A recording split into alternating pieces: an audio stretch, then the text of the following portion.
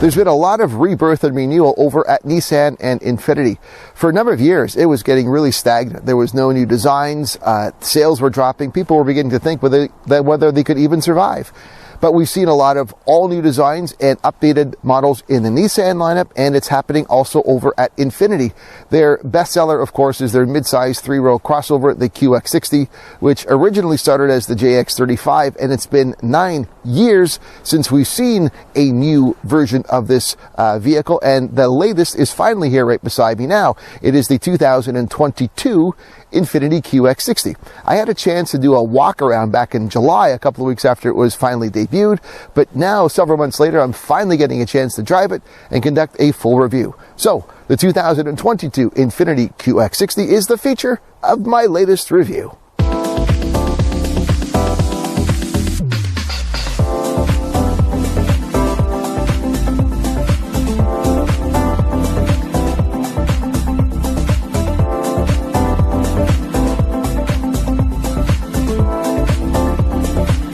There is one powertrain only in the 2022 Infiniti QX60. It is a common engine. We've seen it before. It is a 3.5 liter, 24 valve, naturally aspirated V6 engine. It puts out 295 horsepower and 270 pound-feet of torque. It is matched to a 9-speed automatic transmission. In terms of drive, in Canada, you have all-wheel drive as standard across all trims. That's just what we like here. Canadians love their all-wheel drive, and the product planners will generally default to that. Whereas in the US, you have the ability to get both front-wheel drive or all-wheel drive, depending on the options that you choose. You can tow with the QX60. The base towing capacity is 3,500 pounds. But with the sensory trim, minimum the sensory trim with the added tow package, that tow capacity increases up to 6,000 pounds. So in the lower trims, it's 3,500, but sensory and above, I believe this is just standard also with the Autograph, it's up to 6,000. With respect to fuel economy, it does, of course, depend on whether it is a front-wheel drive or all-wheel drive. In Canada, there's just the one choice. So the combined fuel economy numbers for all-wheel drive is 10.8 liters per 100 kilometers. That equates to 22 US miles per gallon. With the front wheel drive only, the US combined figure is 23 US miles per gallon. I don't have a Canadian conversion because, well, it's not offered, so there's no point. Now, as to how I'm doing this week with it, this is winter. I have done very little highway driving this week, I have to admit. So my number is a fair amount higher. I've been hovering, closer to 13 than 10.8. But I'm not going to say that this means the number is off. It just means that the combination of weather and my driving this week is not there. Because again, the combined rating, just to refresh, is a ratio of 55% city and 45 highway. And if I haven't done a lot of highway, obviously that number is going to be higher. The exterior design of the 2022 QX60 marks the arrival of a new design language to Infiniti vehicles. One might describe it as more simplistic than before, yet still modern and athletic overall. There are plenty of subtle embedded nods to its Japanese heritage, such as kimono folds found in the headlamps, and also origami, as the mesh in the new double-arch grille was inspired by the intricate folds of the traditional Japanese paper folding art form. New signature LED headlights are standard across all trim levels, and the rear taillight signature echoes and complements what is available up front. Character lines are now more understated than in the past, and overall, the full exterior presentation is a positive improvement over what had become a rather long-in-the-tooth exterior design of the previous generation model. The interior of the new QX60 generally is nice and an upgrade compared to what it was. It's a little more streamlined. I like some of the color accents. This saddle leather, I mean, I know it's been around a while, but I still think it looks good. especially in the black and brown combination. It's always been one of my favorites. I still like it, and it looks good in this QX60.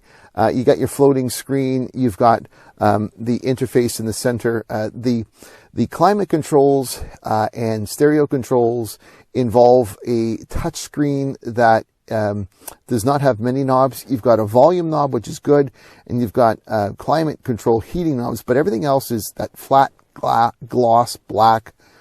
Now there's a haptic feedback response to it, so that's always been one of the biggest challenges of dealing with these types of screens, is you don't really know if you're hitting it, and that the feedback is good, but I still would prefer having buttons. I don't know why it has to look this way, and it, if it's smudgy, we all know these criticisms because they're not new. The driver controls, your gear selector is electronic, and it's just very simply up and down shifting. The only thing you got to be careful about is if you shift from, say, reverse into drive, if you accidentally do it twice, you've gone over to the manual mode for your paddle shifters, and I did that accidentally a couple times, and I'm trying to get out of my driveway and I'm revving high in first gear and going, oh, I accidentally put that in. But it's easy enough, and your rotator controls, which is, not new to Infiniti. We're familiar with it, and the simple controls around that. You've got different drive modes available here in the center. As for the center screen, the 12.3 inch center screen itself, certainly information, the maps are clear. It's par for the course. There's nothing outstanding about it, except that it's effective and it's good. Your driver information display, however, I do like some of the improvements you've seen there. It is customizable. Like we've seen with the Rogue and the Pathfinder, you also have the ability to have a different presentation of the gauges. You can do the typical traditional style with the readout gauges, but you can also flip it to a different look where it's almost sort of vertically inclined gauges. I mean, it's kind of an interesting look. I prefer keeping it the old way, but it gives you choices. But overall, again, the layout is good. The seats are fine. I've always enjoyed Nissan and Infiniti seats, these zero gravity seats, the great look and a great feel to it overall. This is a 3-row family vehicle, and obviously getting into that third row is important.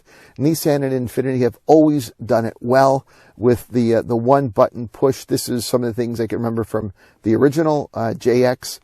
Easy access, like it. Very easy to move into. With respect to cargo space, when you have just the third row, all seats up, behind the third row, you've got 14.5 cubic feet of cargo space.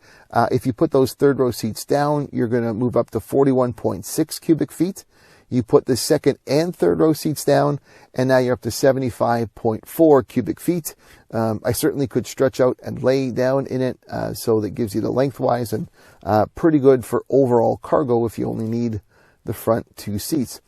In terms of overall passenger volume, this QX60 comes in at 140.6 cubic feet, and that does compare relatively favorably to what you'd perceive its main competitors would be. By comparison, say the Acura MDX, it has about 8 cubic feet more and 25 cubic feet more than the Lexus RX-L, the stretched out version of the RX. Same thing with, say, the Jeep Grand Cherokee L. Generally speaking, this is, in terms of passenger volume, quite positive. There's 4 different trim levels with the QX60 available. There's your Pure, Luxe, Sensory, and Autograph. The product planners would generally tell you that most of the sales are going to come in the middle too, and I would not disagree. But you do have some good variety in terms of options and pricing. I'm not going to get into the Pure, but with the Luxe trim, you are going to move up, and you're going to get an additional, you're going to move up to the 12.3 inch, the metered information display.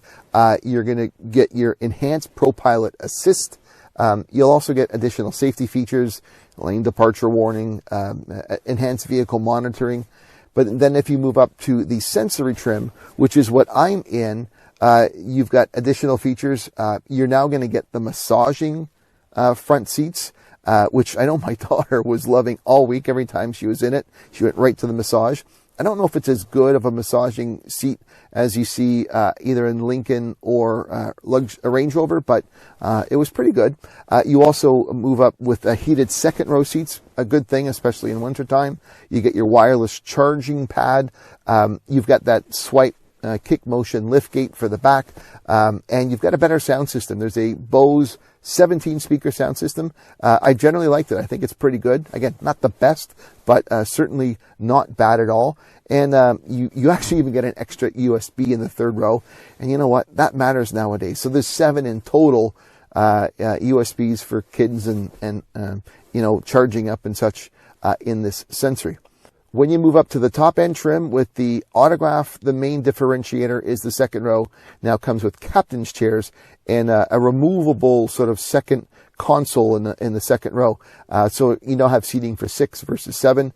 Overall, it's same thing. There's a better stitching. I think it's a softer leather surface, more refined look overall. But that's the jump up from Sensory to Autograph.